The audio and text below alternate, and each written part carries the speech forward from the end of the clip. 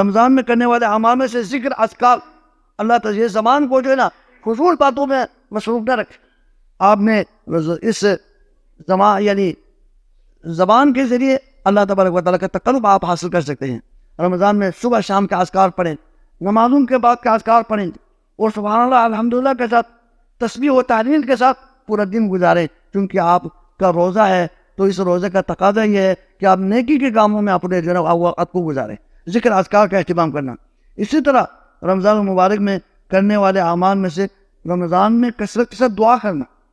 رمضان کی دعا عام دعاؤں سے زیادہ قبولیت اس کو ملتی ہے، زیادہ کا یعنی اللہ تبارک و تعالیٰ اس کو قبول فرماتے ہیں. رمضان میں ایک حدیث میں رمضان میں جو دعا ہے وہ رد نہیں ہوتی. خاص طور پر افطاری کے موقع پر آپ پورے دن روزہ رکھتے ہیں اور افطاری کے موقع پر دعا کریں تو وہ دعا جو ہے رد نہیں ہوتی. اس میں اللہ نبی صلی اللہ علیہ وسلم نے فرمایا ہے کہ روزہ دار کا جو دعا ہے افطار کے موقع پر جو کرنے والے دعا ہے وہ دعا رد نہیں ہوتی. اسی طرح رمضان مبارک میں کرنے والے عمل اگر اللہ تعالیٰ کسی کو توفیق دے، رمضان میں اگر کسی کو عمرہ نصیب ہو، عمرہ کرے، تو وہ جو عمرہ ہے رمضان کا عمرہ عام مہینوں کا عمرہ سے بہت زیادہ اس کا جو ہے فرق ہے اور بہت زیادہ اس کا اجر و ثواب ہے.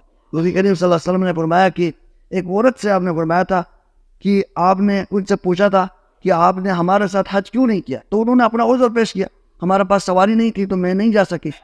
تو آپ علیہ السلام نے فرمایا اگر آپ میرے ساتھ آپ نے حج کرنے کا آپ کو موقع نہیں ملا تو ضرور آنے والے رمضان میں آپ نے عمرہ کرنا ہے.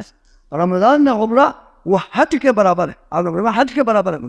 بلکہ ایک روایت میں یہ میرے ساتھ حج کرنے کا اجر و ثواب ہے، نبی کریم صلی اللہ علیہ وسلم کے ساتھ حج کرنے کا اجر و ثواب ملے گا.